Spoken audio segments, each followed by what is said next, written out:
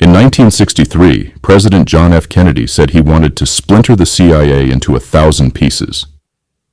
Months later, he was assassinated in broad daylight. The CIA's role? Still classified. Coincidence or conspiracy? What's going on, y'all? This is TRURESULTS. This video right here, we're going to be talking about what I think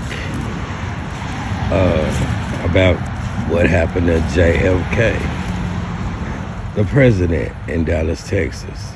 There's a lot of conspiracy theories that's been going on for over 60 years. As y'all just seen, Trump released the unredacted top secret files and kept some to himself. Talking about his, how you say that? I forgot how you say that.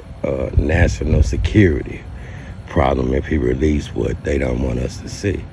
Now, 3 of the conspiracies is that the mafia did it because Kennedy didn't hold his part of the deal, and he elected his brother as the U.S. attorney or whatever, and they went and started going after the mafia, so they got mad. Another one of the theories is that the CIA did it because, as Kennedy said, he's gonna splinter the CIA into 1,000 pieces, dismantle the CIA, and of course, they out of control. And the third one is that Soviet and Castro did it. This video is gonna begin with what I think. We're gonna start with Lee Harvey Oswald, the scapegoat. They trying to tell us after all these years that this one man was just an opportunist. He was in the right places at the right place at the right time. By himself, there is no conspiracy. I say bullshit.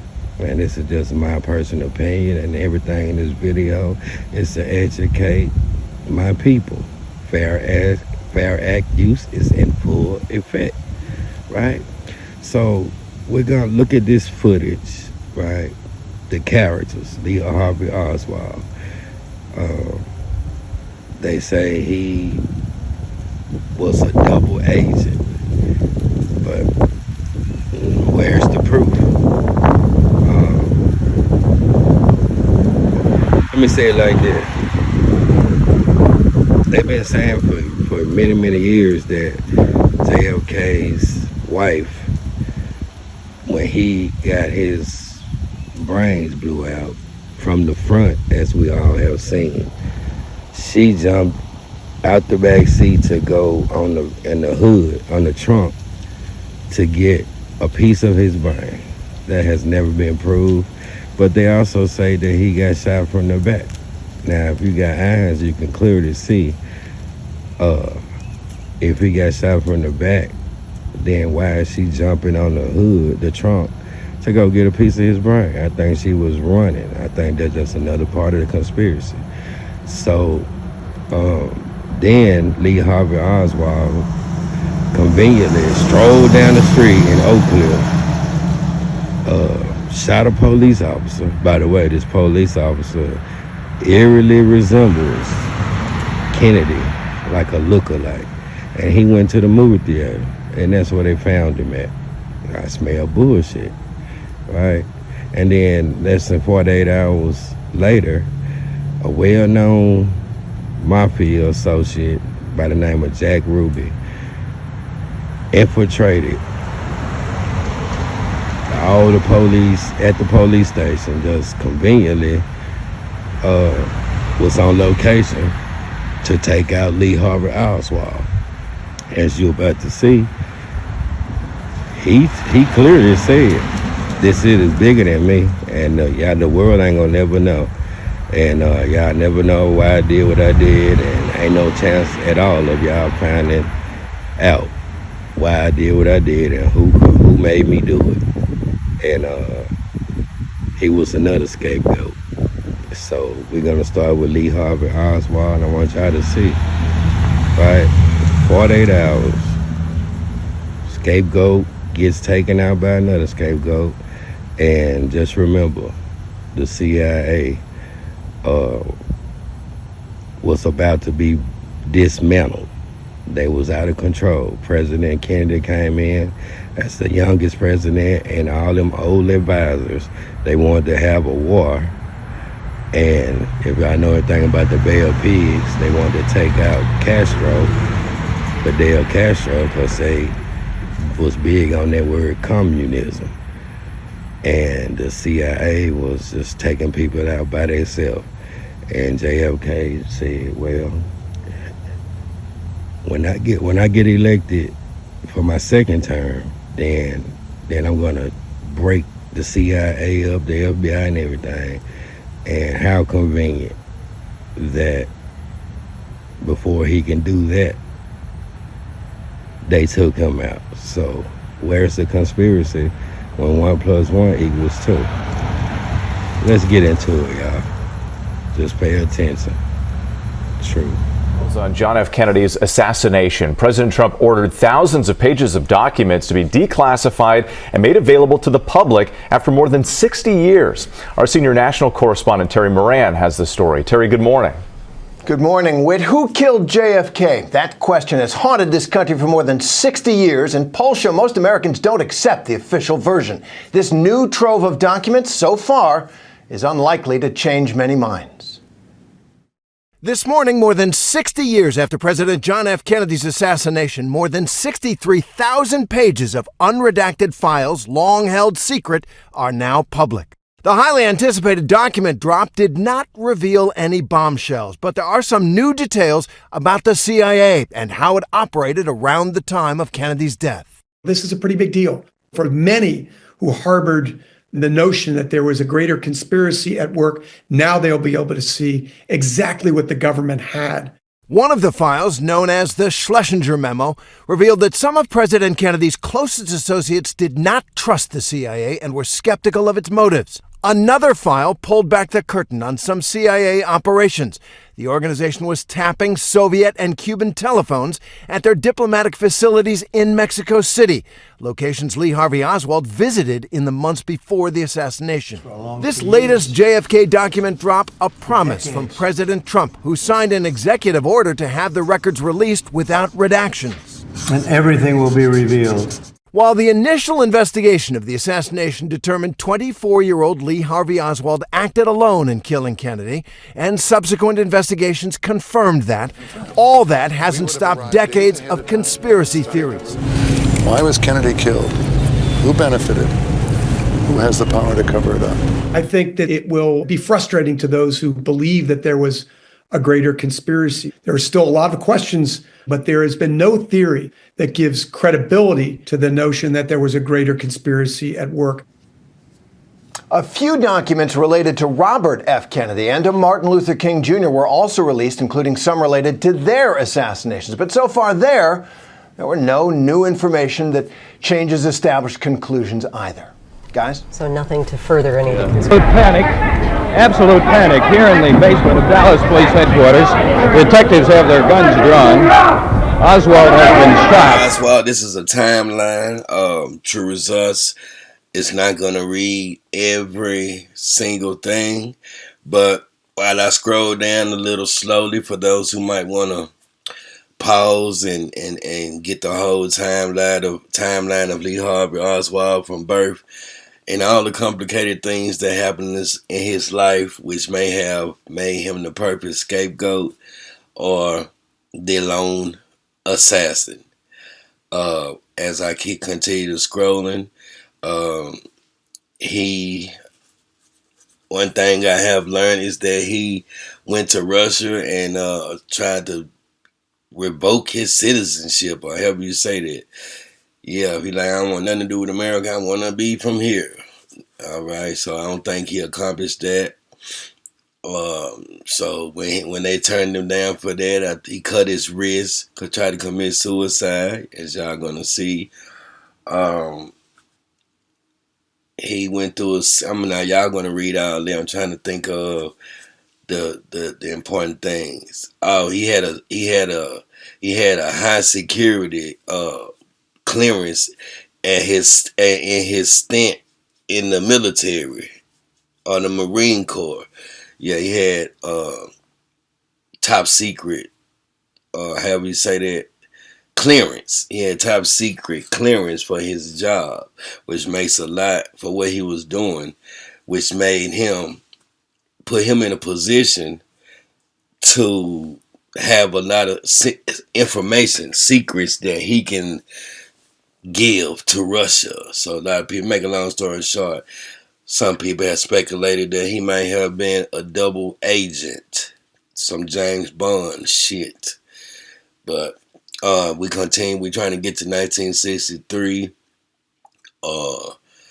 Yeah, I told you he committed suicide. He dropped out of high school 2 times. He definitely didn't get along with his mother. She put him in a boarding home, got rid of him, and all they did was move around. So he pretty much grew up by himself. Except he had a dog. And we're gonna still trying to get to 1963. I'm only doing this for the people that just really interested. There's a lot of good things in there that would help you form an opinion on who he was and what he's been through. So 1959, it's a lot of good stuff in there.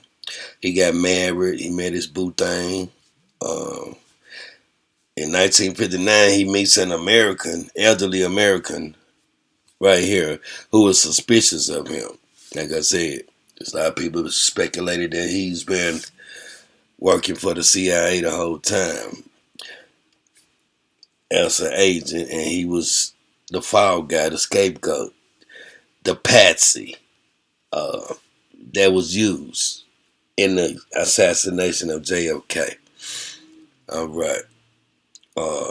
We're almost there. We're in 1960. It's funny that he tried to kill himself when they denied him, when he tried to give up his American citizenship, and he got denied. He slit his arm to try to stay, I guess.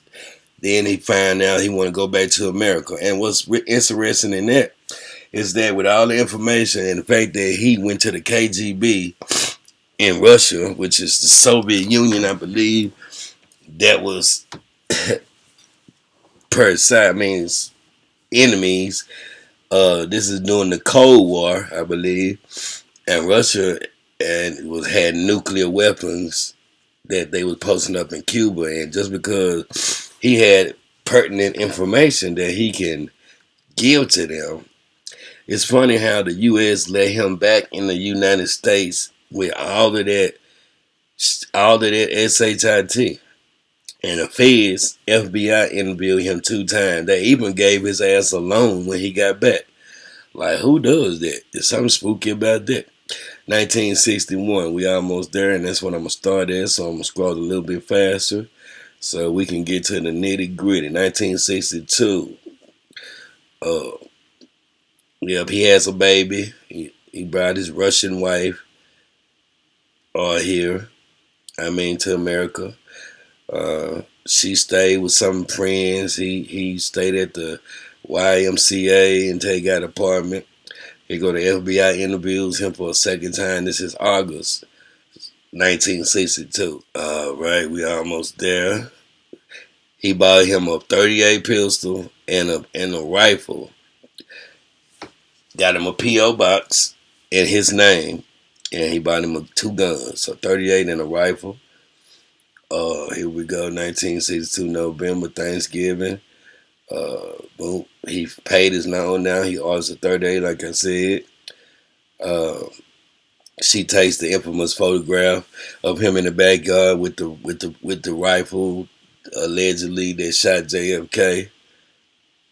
He shoots at a general in March 1960. Now I'm already in 63. All right, here we go. January 14, 1963. I'm gonna read every last one of these.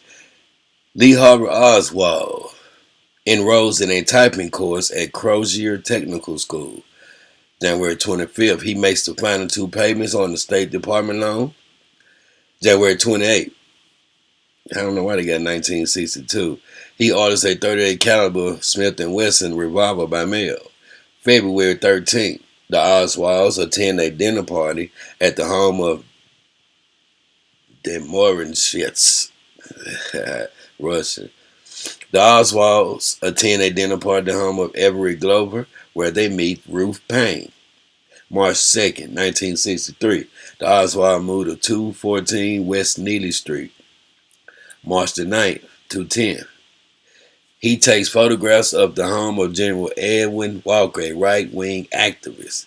March the 11th, The Militant, a prominent left-wing publication, publishes a letter signed L.H., probably written by Lee Harvey Oswald.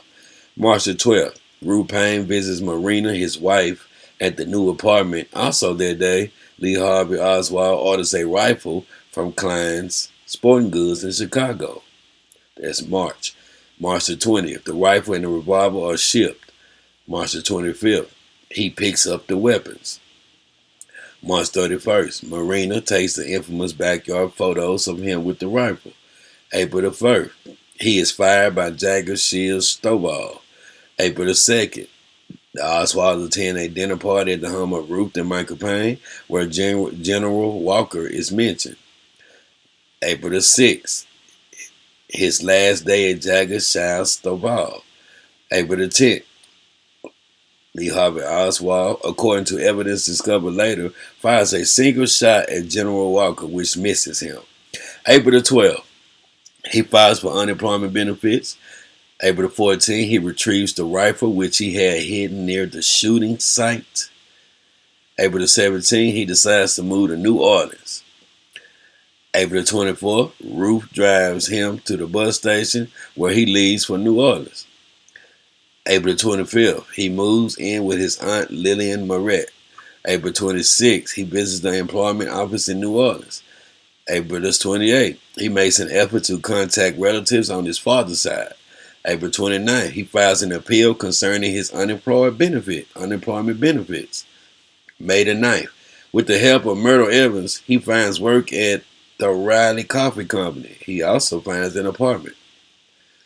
May 10th, he starts work and moves into his new apartment.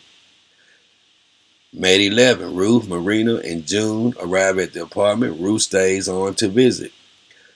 May 14th, Ruth returns to Dallas. May 26th, he writes to the Fair Play for Cuba. May 26th, he writes to the Fair Play for Cuba committee requesting a charter. May 29th, he orders 1,000 handbills for LPCC. I think those are pamphlets that he passed out. June the 3rd, he rents a new P.O. box using A.J. Hydell as one of the people that will receive mail there. Hold on one second. Yeah, June 3rd, 1963, he rents a new P.O. box using A.J. Hydell as one of the people that will receive mail there. A.J. Hydell, it's a bogus identity. June 8th, 1963, and he did get caught with two IDs, his name and his name.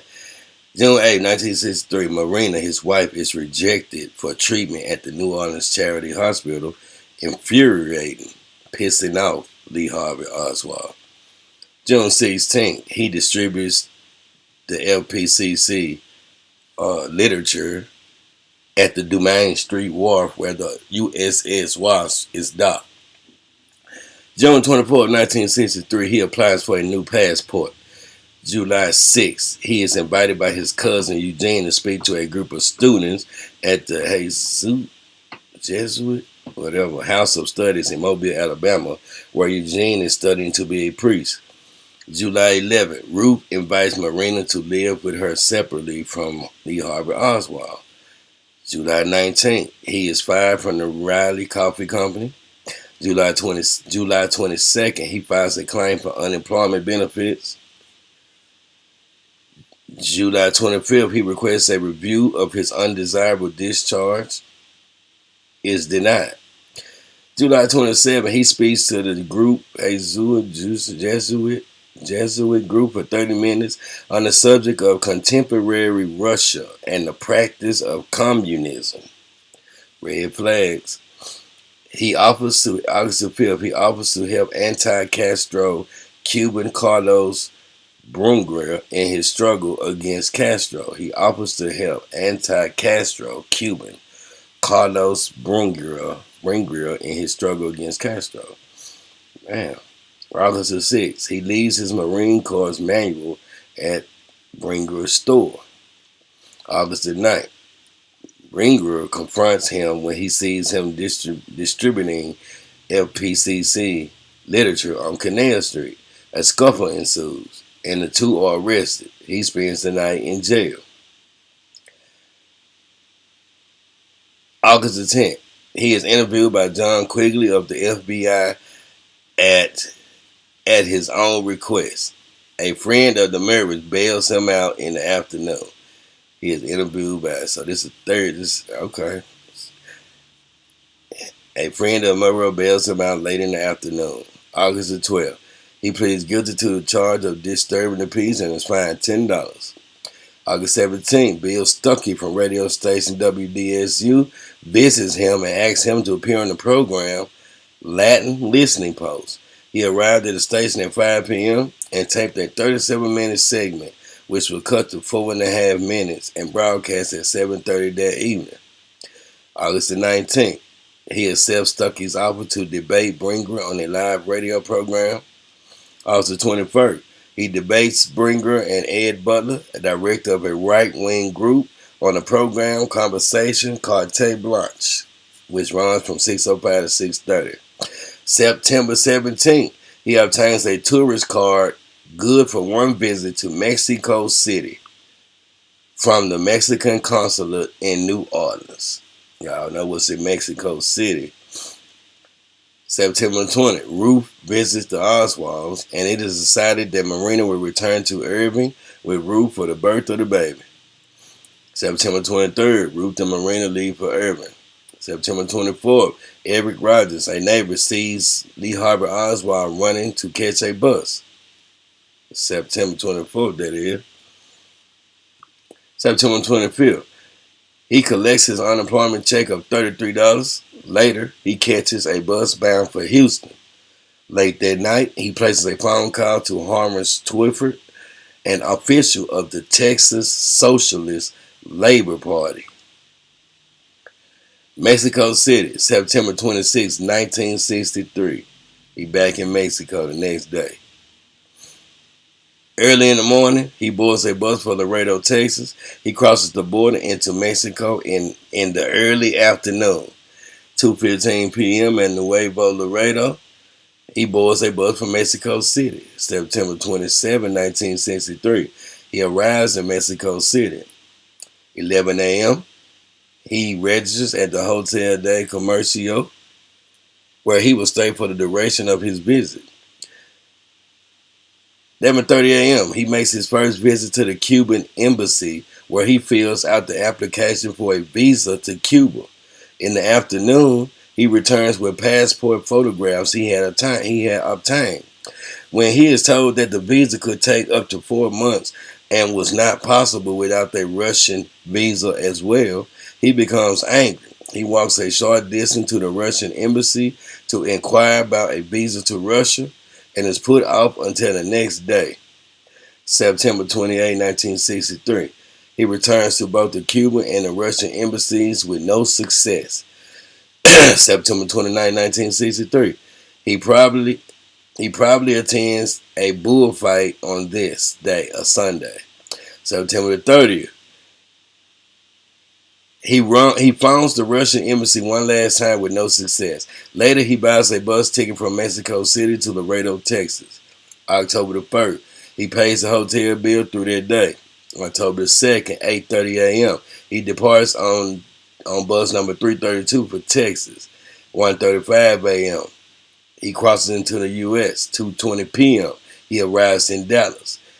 Now he's in Dallas. October 3rd, he checks in at the YMCA. Later in the day, he files a claim at the employment office. October the 4th, he applies for work at Paget Printing Company. He makes a favorable impression, but is not hired because of poor references. Later, he telephones Marina and asks for a ride to Ruth Payne's home, and is denied. He hitchhikes to 12 miles to Ruth's house.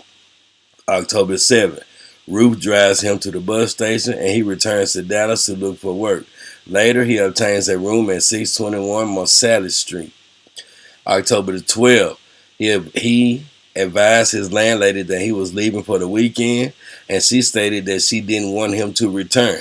He went to Ruth's for the weekend. October 14th, Ruth drives him to Dallas, where he later registers as O.H. Lee. O.H. Lee. He can switch his letters around in the name. At a new rooming house on North Beckley. Later, Ruth mentions to a group of neighbors that he is having trouble finding work.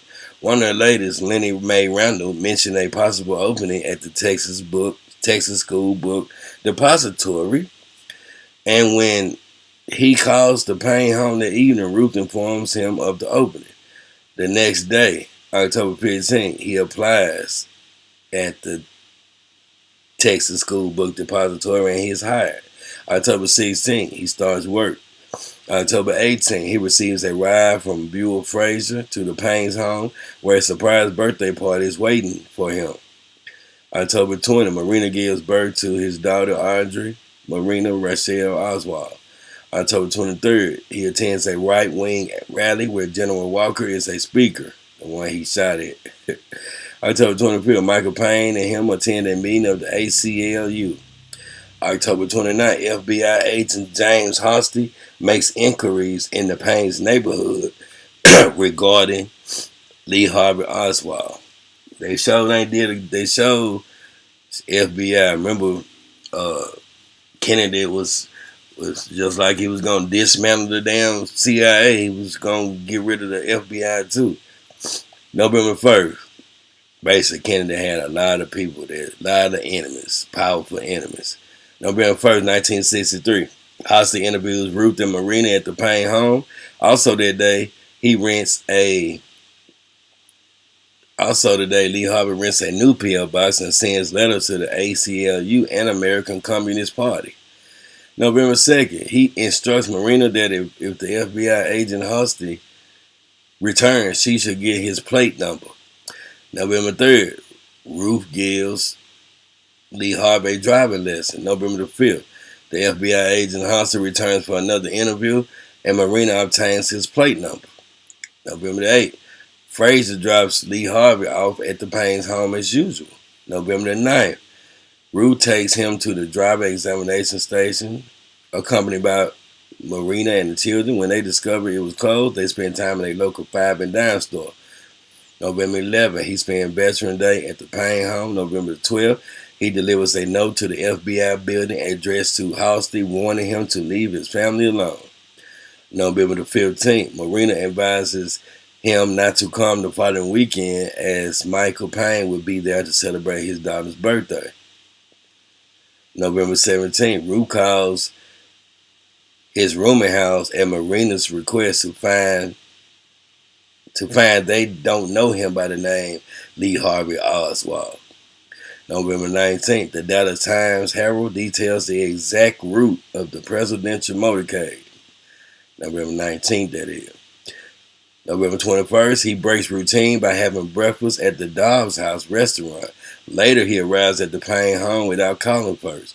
He retires early that evening, November 21st. The assassination weekend, Friday, November 22nd, 1963. 6:30 a.m., he rises. Lee Harvey Oswald awakes. 7:15, Lenny Mae Randall sees him carrying a long paper bag. 7:23 a.m., he and Frazier leave for his job with the package.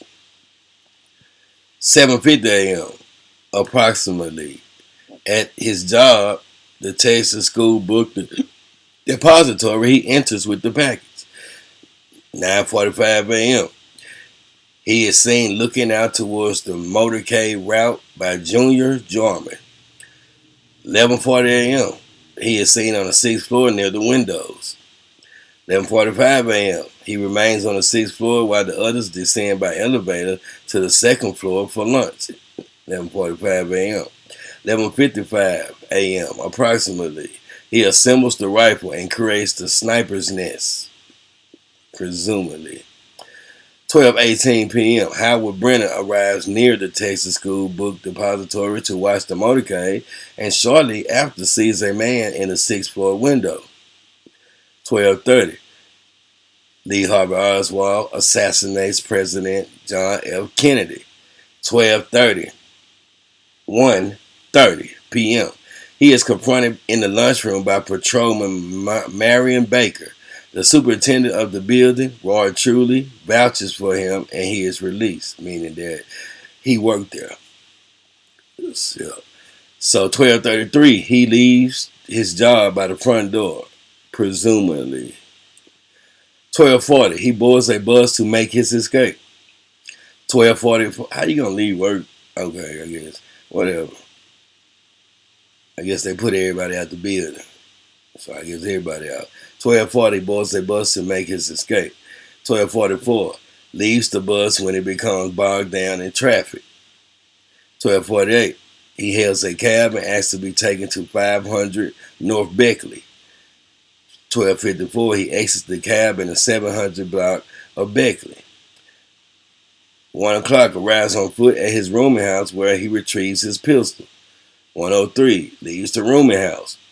1:16 p.m., he shoots Officer J.D. Tippett and continues fleeing.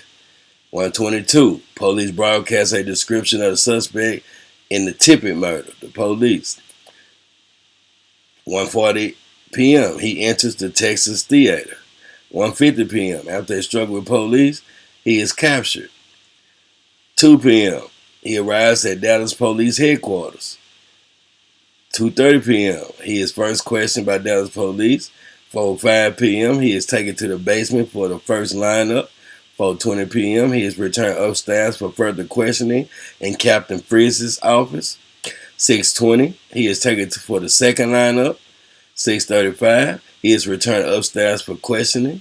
7:10, he is formally arraigned for the murder of Police Officer Tippett. 7:40, he is taken for the third lineup. 11:26, he is charged with the murder of JFK. Saturday, November 23rd, 12:05 a.m. approximately, he appears before the media in the basement.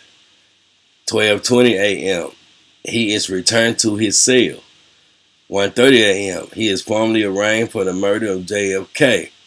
10:25 a.m., another day of questioning begins. 11:35 a.m., he is returned to his cell. 12:35 p.m., he is taken to Frizz's office for questioning.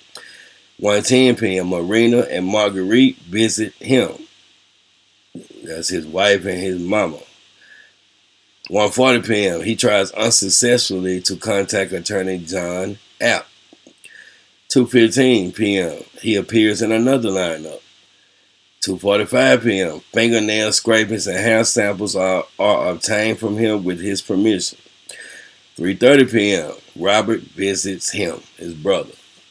4 to 4:30 p.m., he phones Ruth and asks her to try to obtain John App as his attorney. 5:30 p.m., he is visited by the president of the Dallas Bar Association, H. Lewis Nichols. 6 p.m., he is taken again for questioning. 7:15 p.m., he is returned to his cell. 8 p.m., he phones Ruth Payne and asks to speak to Marina. Ruth tells him she is no longer there. Sunday, November 24th, 9:30 a.m., he is signed out of jail in anticipation of a transfer to the county facility. 11:15, the transfer party leaves Frizz's office after a final round of questions. 11:21, he is shot by Jack Ruby in the basement of the Dallas City Jail. 1:07 p.m., he is pronounced dead at Parkland Hospital. And there you have it now. All these clips that you are about to see are in order. From him getting shot, you're gonna see the witness that seen him shoot the police officer allegedly. You're gonna hear from the one that killed him that tells us that this murder of the president will never ever be solved. He's a patsy. He been used. He had to do it, and they'll never ever let y'all know what really happened. So stop asking. Jack Ruby, and more. True. There is no question about it. Oswald has been shot. Pandemonium has broken loose here in the basement of Dallas Police Headquarters.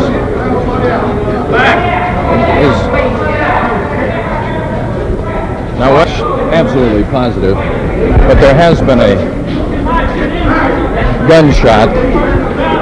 Oswald reached for his stomach, doubled up. It'll be impossible to determine whether he was hit or not. Did you see whether or not he was hit? He was hit, wasn't he? He grabbed himself on the side and fell to the ground. That was my With a understanding. cry. We were, what, 4 feet away from him? I was 5 feet in front of him when he shot. What is your name? Frank Johnson, right from the side.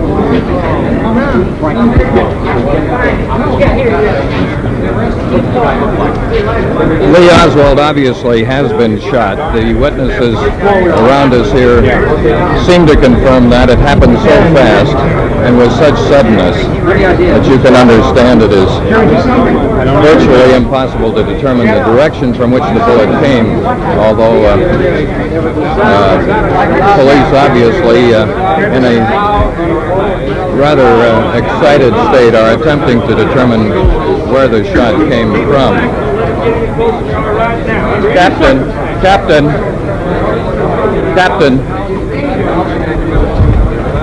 Well, now, tell me your name. Yeah, I'm Jeff Edwards from KHJ Radio in Los Angeles. How did you see it, Jeff? I was standing over towards the left. Oswald came out. He had the same look on his face that he always does or has. Suddenly, what sounded like a loud firecracker rang out. He grabbed his side and he said, "Ow!" and fell to the ground. And I saw the flash right on his black sweater. The flash. Oh yeah. The man had a hat, a dark hat, a brown suit. He was stocky and strong. Came to him and he put the gun right there. I saw the flash over the black sweater. Yeah, and the man shoot like. Where did you? Oh, he was right here. The man was right here. You probably had it on your TV camera. No, I saw a man there. I thought he was one of the detectives. Well, he was a stocky guy, well dressed, with a hat. He had on. Where did he go? Brown hat up. I don't know. I think his coat was brown and his hat was Where did black. he go, Pierre? Well, he was here. He just shot there. He just put the gun there. I saw the flash on the black sweater. Oh yeah, right there. And the guy. Oh, wait, did you see a gun? Range. Yeah, right here. I mean, I saw the flash on the black sweater. That's what I remember. The flash. The both were crouching. Masquerading as one of us, or what? I thought he was one of the detectives. He had a hat and stocky. He was well dressed. That's what I remember. Had you seen him before? I think he had his hat. There were none of us in this Or maybe area. he flew off. I don't know because I look at the flash. There were that's no all. reporters in this area. What? No. The trouble is I got the story and I can share it and say it. All right, now that's the situation here at Dallas Police Headquarters in the basement. We're in this story which has been so unreal from the very beginning. As Lee Oswald, 24 years old, was attempting to move through a crowd to the armored car where he was to be transferred to the Dallas County Jail. As Oswald came out, he was asked, "Did you shoot the president?" or something along those lines. And at that hour, at that moment, at that instant, sometime about 11:15 in Dallas, someone walked up to Oswald at point-blank range, fired into his stomach. An ambulance now is coming here. This will be the ambulance to take Lee Oswald. It's almost unbelievable. This is the back end of the ambulance. If you can get back. If you can get back. As far as I know, no. Do you have the man who fired? We have a man, yes. I didn't hear you. The back of the ambulance has been opened. Police and detectives are now standing cordoned off. Here comes a squad car driving in from the north side of the Dallas Police basement. Yes, you have one man, do you not, Yes. Captain? Yes, I didn't see it, so we've got the man I think did it. Here he comes. Here's Oswald again. He is now lying very pale on the stretcher. He's being put into the ambulance, head first. There's a group of detectives around the rear end of the ambulance. Now they have the problem that the ambulance is blocked by the armored car.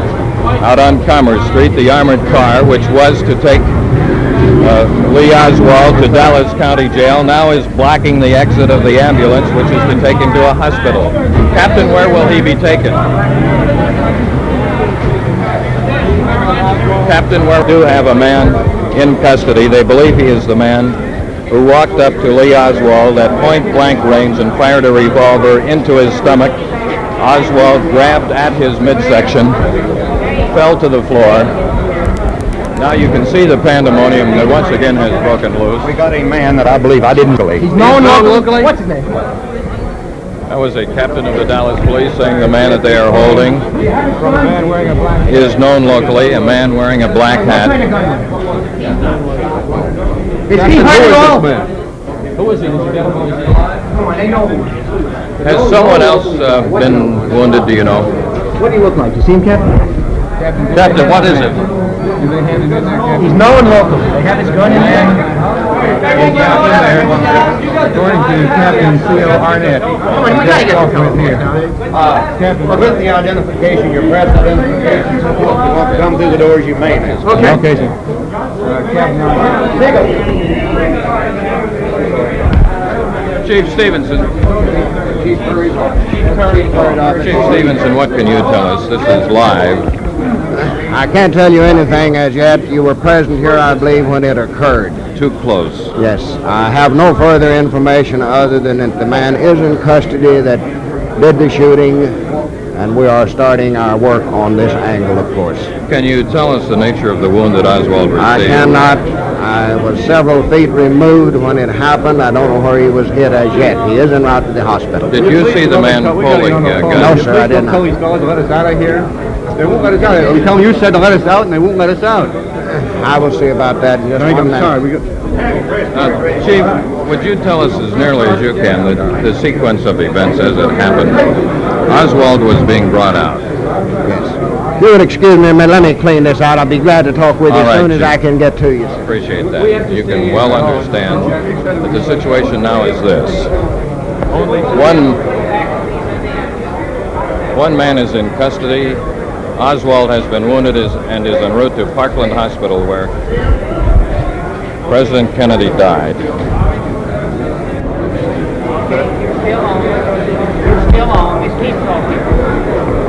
As you can well imagine, the events that have happened here in front of our cameras, and I'm sure some of you have seen them and still do not believe them. We are now going to have a replay of this.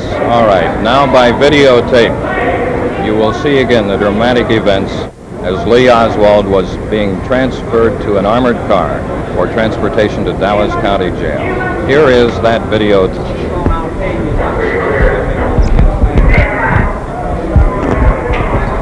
John,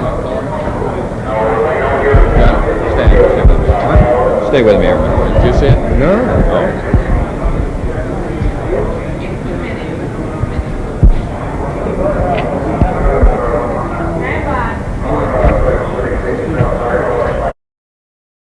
Police in the world. The only thing I can say, what is your name, and I'll know how to do it. Harry Kendall. Harry Kendall. Everything pertaining to what's happening has never come to the surface. The world will never know the true facts of what occurred, my motives.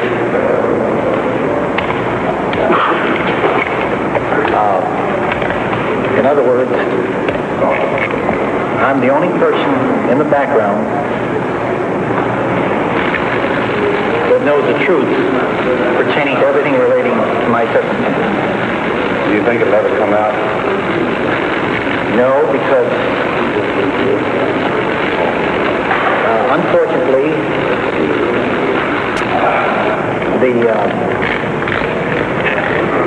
the people that have so much to gain and have such an ulterior motive for putting me in a position I'm in will never let the true facts come above board to the world. Now these people are in very high positions, Jack? Yes.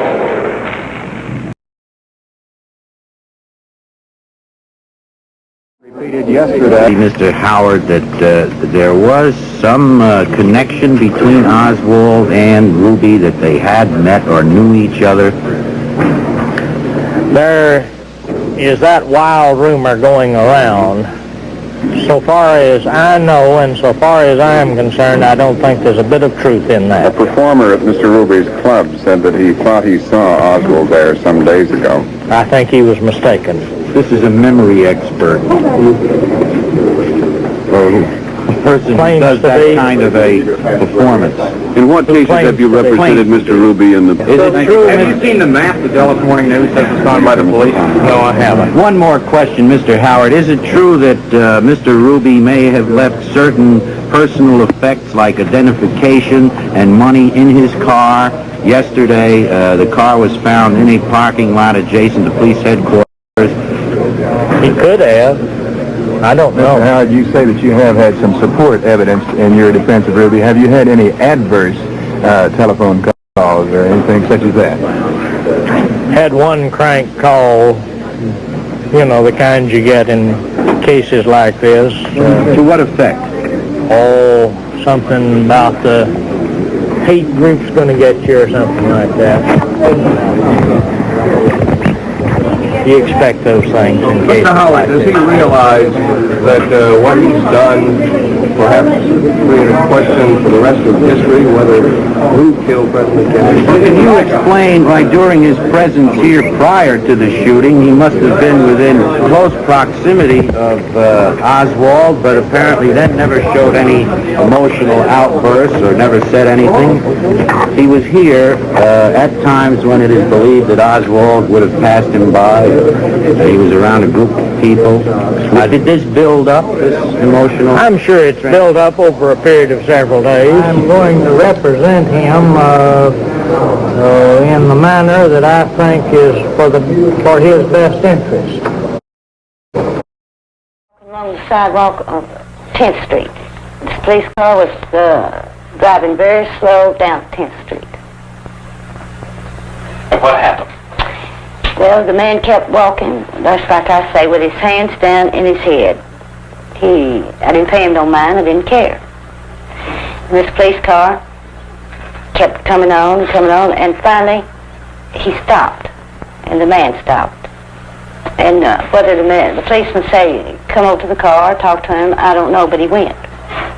Was he on the driver's side or on the other side? On the other side. And did he stick his head in the window? Yes, sir. He folded his hands like this. He put them in through the window, up on the window, and he leaned over like this.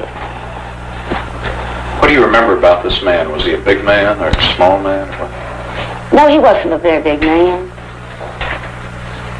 He was short, kind of short, so as I remember. Well, now, was he still standing there when Officer Tippett got out of the police car? Well, he got out of the window, put his hands back down to his side, and stepped back 2 steps. The policeman calmly opened the door. He calmly crawled out. And for me, I didn't pay no attention because I was, talk, friendly. And the policeman got to the front wheel on the driver's side, and this man shot him in the wink of your eyes. Just bang, bang, bang. And what did this man who had shot the officer, what did he do as soon as he had shot him? Did he move back or did he run or what? No, he didn't break out and run fast. He walked fast down the sidewalk, back towards me, and then he seen me. And then he done like this. And of course I did too, and then I slapped my face. The moment of truth for Jack Ruby. The accused slayer of President Kennedy's assassin is brought to the Dallas courtroom to hear the verdict of the jury. After 2 hours and 19 minutes of deliberation, the 8 men and 4 women have reached a decision based